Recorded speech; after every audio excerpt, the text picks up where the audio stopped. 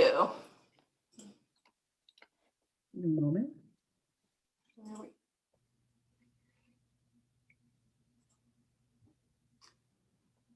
Okay, I will focus today, shift the focus just a bit to racial harassment experiences while still emphasizing many of these power dimensions that we've started to talk about today. And I'll start by thanking my co-authors, Pani Radhakrishnan and Mary Inman, for their invaluable help in the studies. So in terms of racial harassment, we are referring to race, ethnic related treatment and actions that are perceived as unwanted, unwelcome, or uncomfortable.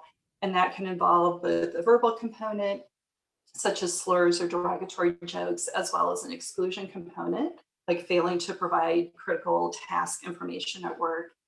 So employees have cited the workplace as the most frequent context for racism experiences, but research has really only infrequently examined the role of some workplace context variables, such as work group racial composition or status at work. Racial harassment is likely to be less frequent. Attitudes may be more positive when an employee belongs to the numerical majority racial group at work.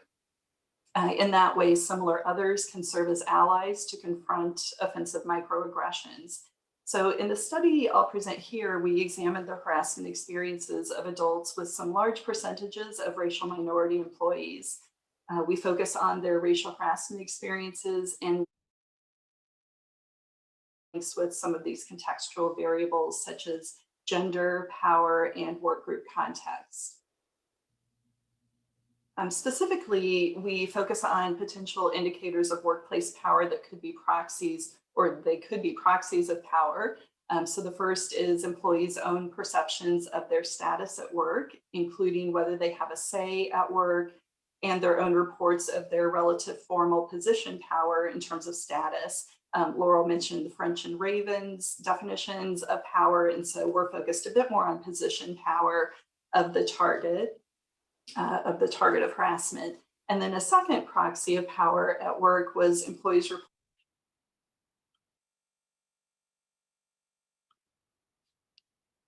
reports of their work group's racial composition relative to their own race. That is, are most people in the work group of the same race as the employee, about equal numbers, or were most others in the work group unlike the employee in terms of race? So the main hypotheses we'll cover in this talk included hypothesis 1, that racial minorities and work group minorities based on race would report more frequent racial harassment and worse job attitudes. And then the other hypotheses predicted interactions. So an interaction of gender with race on job attitudes and withdrawal behaviors.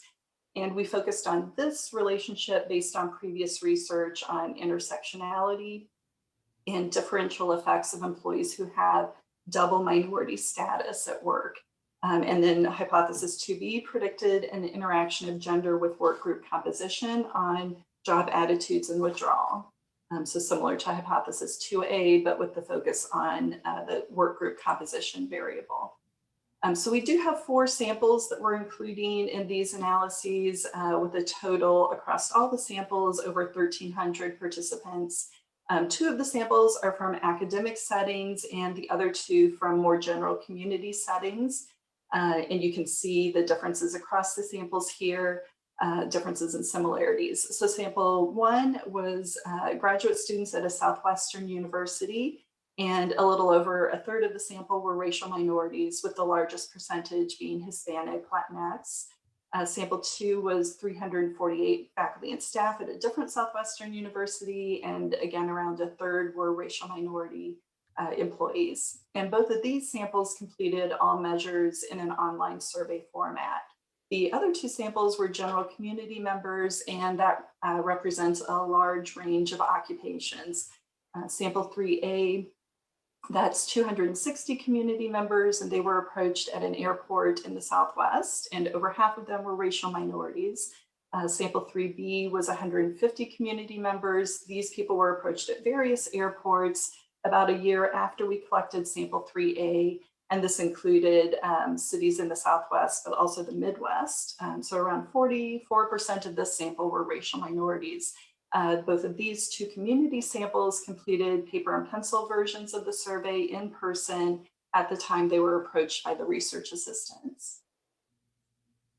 So we assessed racial harassment experiences using the scale that my co-author Pani Radhakrishnan and I published in 2000 to assess both verbal harassment and exclusion due to race.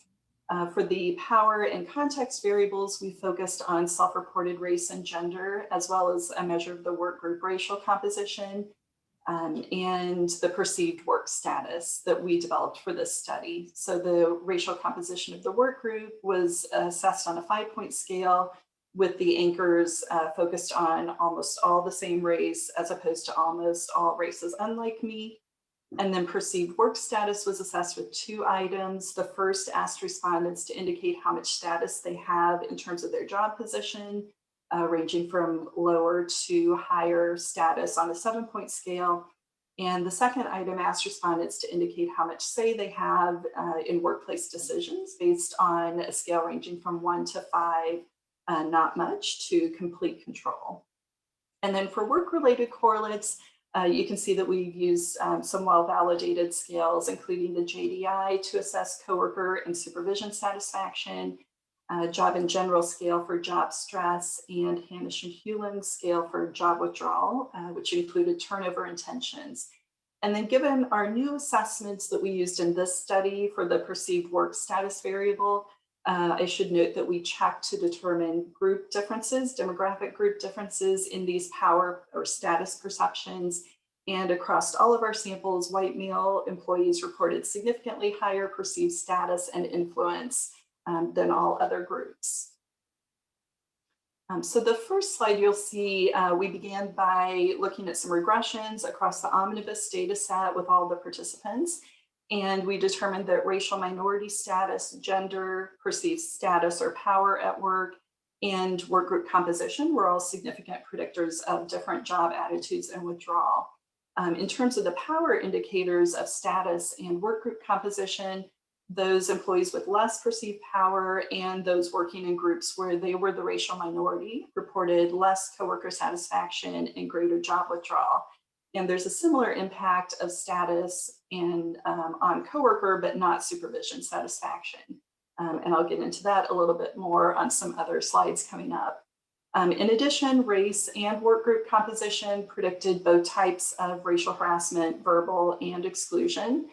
This was demi-coded so that whites were -1 and racial minorities were 1. And so the impact was such that the racial minorities are reporting significantly greater harassment.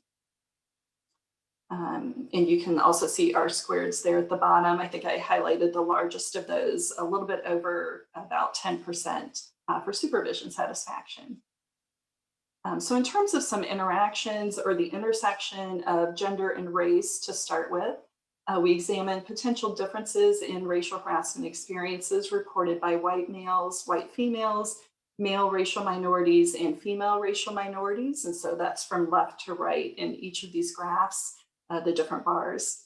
There were significant differences in both racial harassment types, with male racial minorities reporting significantly more frequent experiences than the other groups, and that's the green bar for both of these graphs. And similar effect here, this is looking at the job-related correlates, job attitudes and job withdrawal. So in terms, again, of the impact of intersectionality, there were some significant differences here in the job attitudes and withdrawal, with the racial minority male employees reporting significantly lower supervisor and coworker satisfaction and more job withdrawal. This is likely linked to what you saw on the previous slide with the higher levels of racial harassment for that group.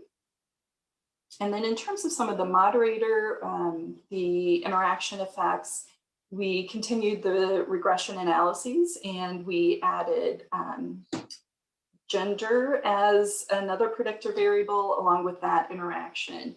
Race, gender, and work group composition is what you're seeing here. So we found an interaction effect for verbal harassment, exclusion, and the job-related correlates.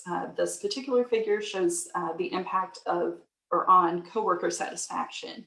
And the solid blue line, you can see that work group composition had little impact on white employees' coworker satisfaction, but it did significantly impact racial minorities' coworker satisfaction, such that it was decreased when they were in work groups with most others who are of different races from them.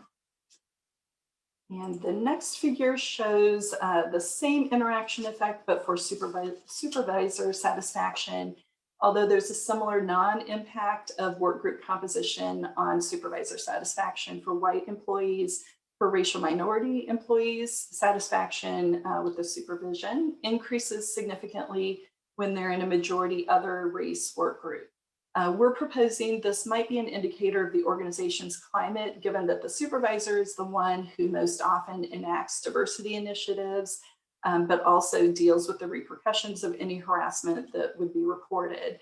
So this effect shown here might reflect a more positive climate towards diversity or handling of harassment that's being noted by the racial minority employees. And it looks different from the impact on coworker satisfaction.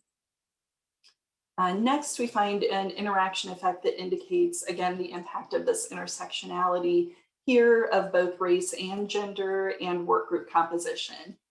So the bars in this graph are color-coded such that the similar colors are the four combinations of race and gender: white male, racial minority male, white female, and racial minority female, moving from left to right.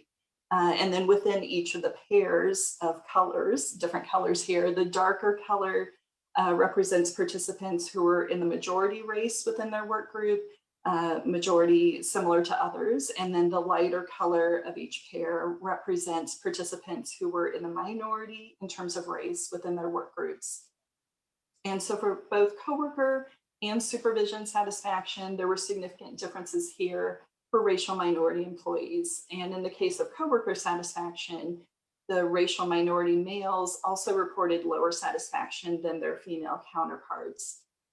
So also notable is that across all of the groups, we find that employees in the majority in terms of race within their work groups report slightly higher coworker satisfaction, but only slightly higher supervision satisfaction for employees in the minority race within their work groups. And again, we're proposing this illustrates the importance of supervision and how supervisors handle diversity climate issues within their work groups. When that's done well, their efforts could be positively reflected by greater satisfaction from certain groups of employees. And actually, I guess that was regardless of race. So the next set of interactions test focused on the impact of racial harassment experiences and work group composition. Here you're seeing the significant interaction of racial harassment and work group composition on supervision satisfaction. So at lower levels of racial harassment, supervision satisfaction was lower when most others in the work group are other races, and at higher levels of harassment, the opposite occurs, and satisfaction is improved when in cases where most others in the work group are other races. And there's, in this graph, showing instead focused on the interaction of gender and perceived status. This is for the university sample in this graph. And this did not occur for the community context. So this plot is showing there was no impact of perceived status on women's coworker satisfaction, but for men, coworker satisfaction was significantly lower when they perceived their own lower status within the work group. And in this similar analysis, the interaction of gender and perceived status, but this time on job stress. And this effect occurs in both contexts. So you're seeing the university setting on the left and the community context, community samples on the right. So here we have the interaction of gender and perceived status or power for both contexts. And these are both showing that there was no impact on job stress of the perceived workplace status or power for women. But again, there was an effect for men. So with lower perceived status at work, men are reporting significantly higher levels of stress across all samples here. So across our 4 samples, our results are indicating the importance of work group composition, the perceived status and power at work, gender and race in relation to racial harassment experiences, and also these job-related correlates. And we're proposing and emphasizing that these results seem to fit within a general model that we've written about in other publications that focus on racism as stress and more generally harassment as stress. We argue that these additional forms of harassment and the perception of power and status, these are impactful perceptions, and they interact in complex ways with gender and race and also work group dynamics. So our models do need to take into account these contextual and also demographic variables, composition of the work group, power and status, to really reflect the dynamic nature of work that's impacting people's harassment experiences. And I'll stop there. Thank you.